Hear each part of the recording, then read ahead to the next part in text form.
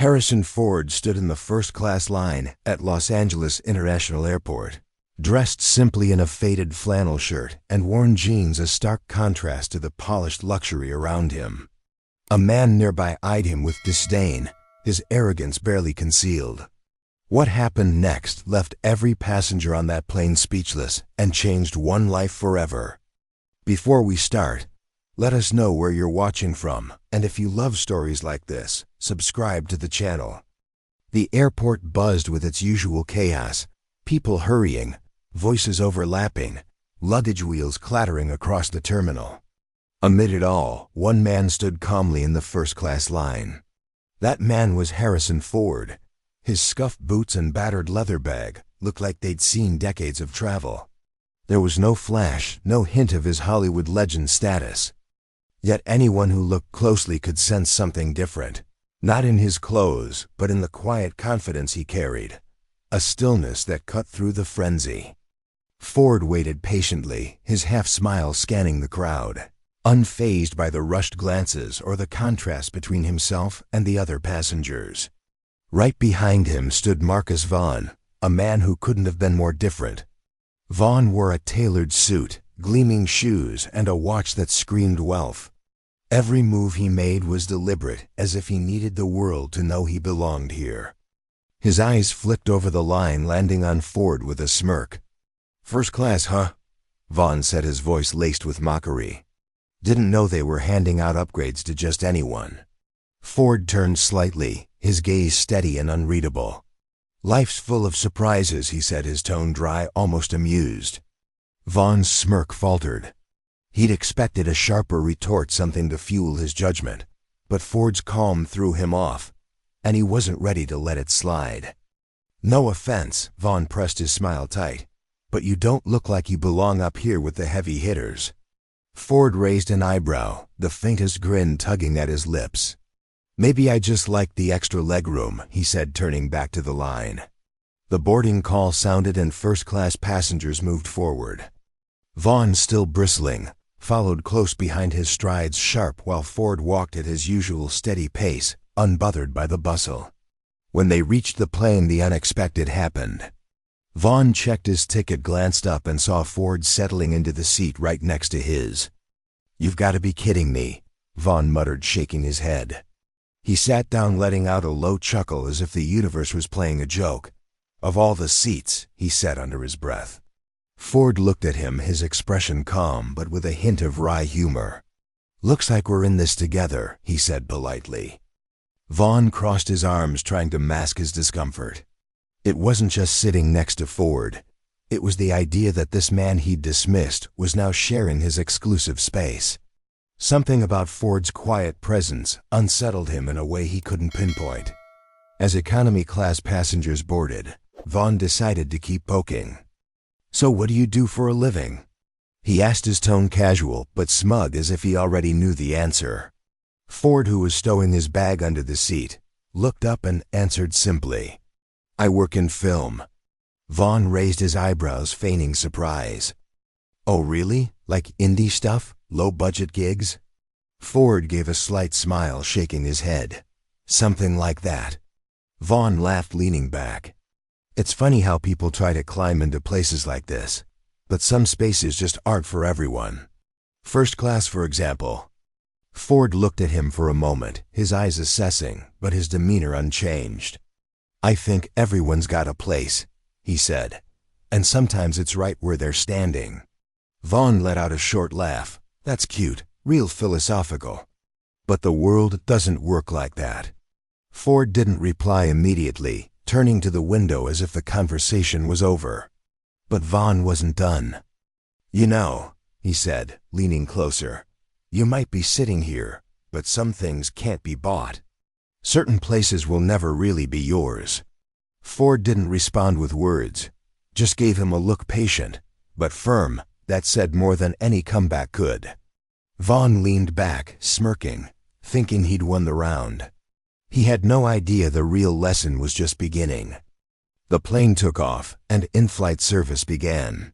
The flight attendant moved through first class, offering drinks. Vaughn made sure to be noticed. "Scotch on the rocks," he said with a confident grin. "Something that matches the vibe up here." The attendant nodded, her smile professional. When she reached Ford, he made a simpler request. "Just water, please." Vaughn seized the chance to jab again. "Water?" he said, almost laughing. "You're wasting first class on water?" Ford took the bottle from the attendant and replied calmly, "I'm good with this. Simple works for me." Vaughn narrowed his eyes, trying to read the response, but pushed further. "Guess that's fine for folks who settle for less. Not everyone's cut out for the good stuff." Ford took a sip of his water, not answering right away. Other passengers began to notice Vaughn's tone, but since Ford seemed unfazed, no one stepped in.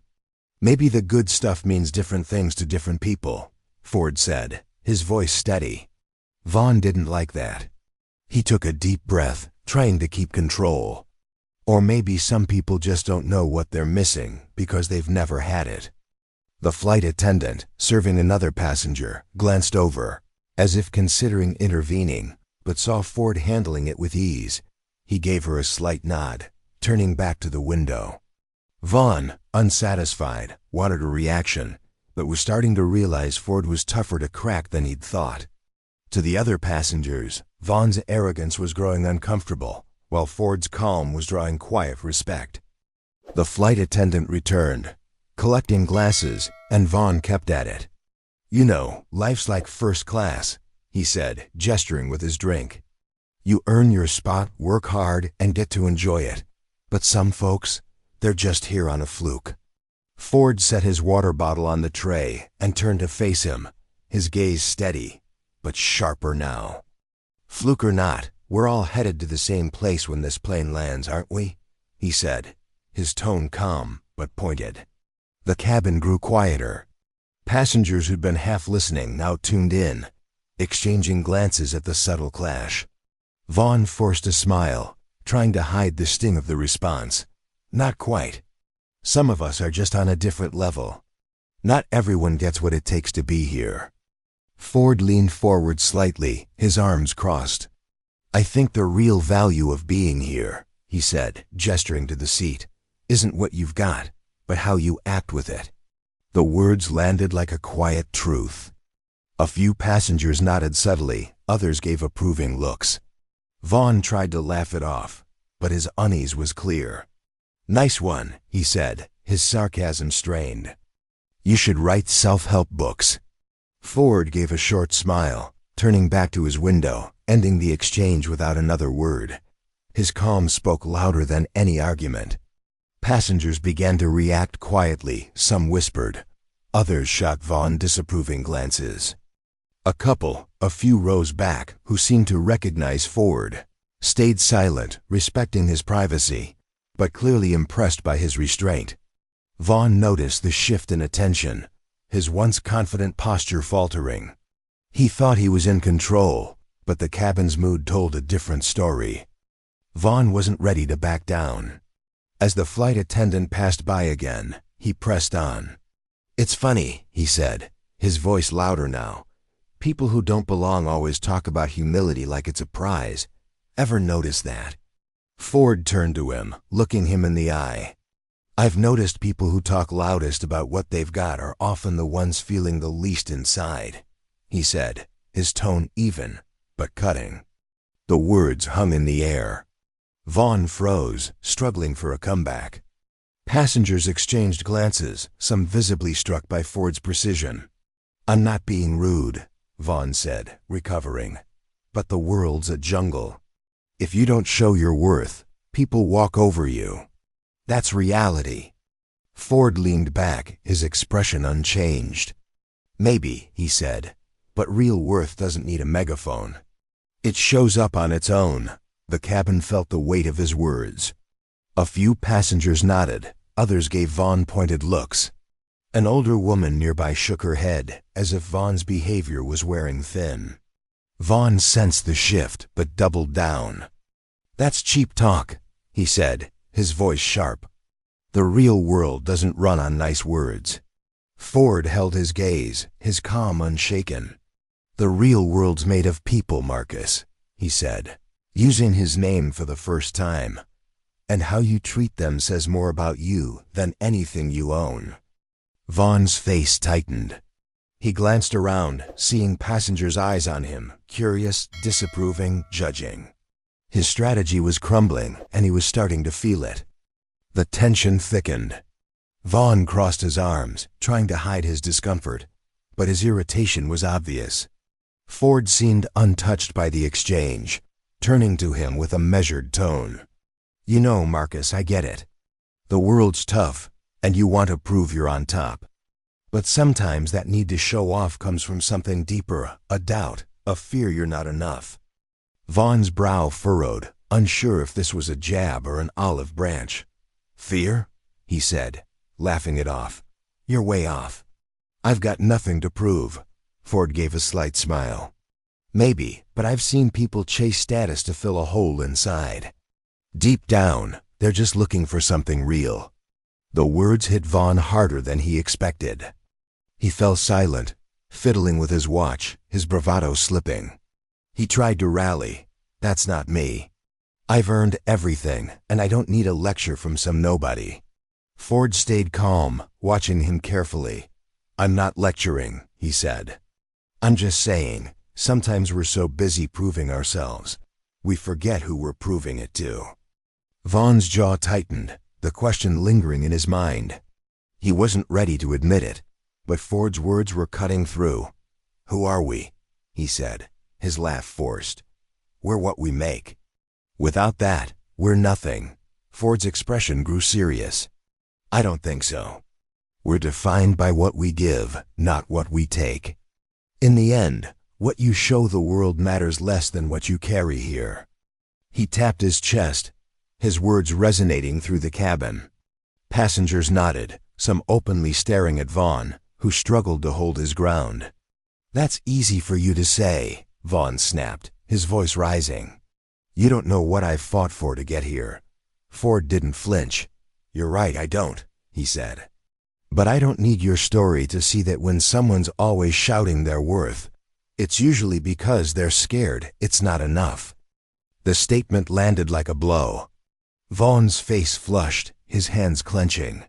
He stood abruptly, his glass tipping over with a clink. "You think you're better than me?" he shouted, drawing every eye in the cabin. "Sitting there with your smug wisdom, acting like you've cracked the code to life? You don't know the real world." Passengers froze, shocked by the outburst.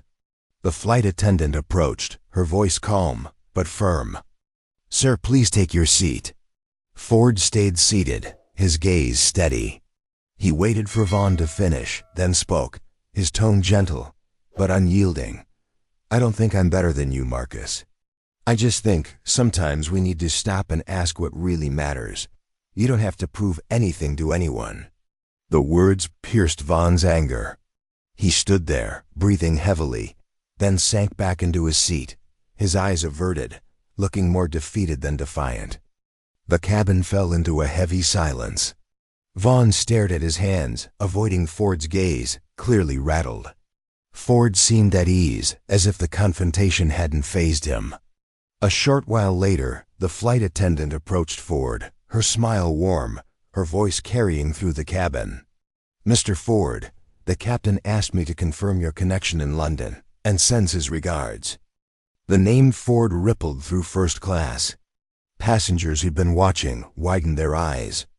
A murmur spread, and Vaughn froze. "Ford?" he whispered, almost to himself. "Harrison Ford?" Ford nodded politely to the attendant, thanking her without fanfare. He turned to Vaughn, who now stared at him like he'd seen a ghost. "Something wrong, Marcus?" Ford asked, his tone light, but knowing. Vaughn's mouth opened, but no words came. He glanced around, seeing passengers' curious, disapproving eyes. I didn't know," he stammered. "I mean, you didn't say who you were." Ford's expression didn't change, but his voice carried weight. "Didn't think I needed to. I don't carry my name like a badge." Vaughn sank deeper into his seat, his face a mix of shock and shame. "Look, I didn't mean to offend you," he said, his voice shaky. I just didn't know I was talking to. Ford leaned forward slightly, his eyes steady. What you said doesn't change because you know my name now, Marcus. Truth doesn't care who's in the seat next to you. It's about how you treat people. The words left Vaughn speechless. He looked at Ford, then at the passengers now watching intently, their judgment clear. Ford broke the silence with a final thought, his voice soft but firm. Life's hard enough for everyone, Marcus. The last thing we need is people tearing others down to feel bigger. Vaughn nodded faintly, unable to argue. For the first time, he seemed to reflect, not just react. Ford's words echoed in his mind, simple but sharp. He thought back to how often he'd judged others based on appearances, how he'd built his identity on status. Maybe he's right, he murmured, glancing at Ford, who was flipping through a magazine, unfazed. As the plane prepared to land, Vaughn found the courage to speak. He turned to Ford, his eyes low. I need to apologize, he said, his voice barely above a whisper. Not because you're you, but because I was a jerk. I acted like an idiot. Ford looked at him, his expression calm, but open. I appreciate that, he said. But more than an apology, I hope you take something from this. Vaughn nodded, his throat tight. Ford continued, his tone gentle.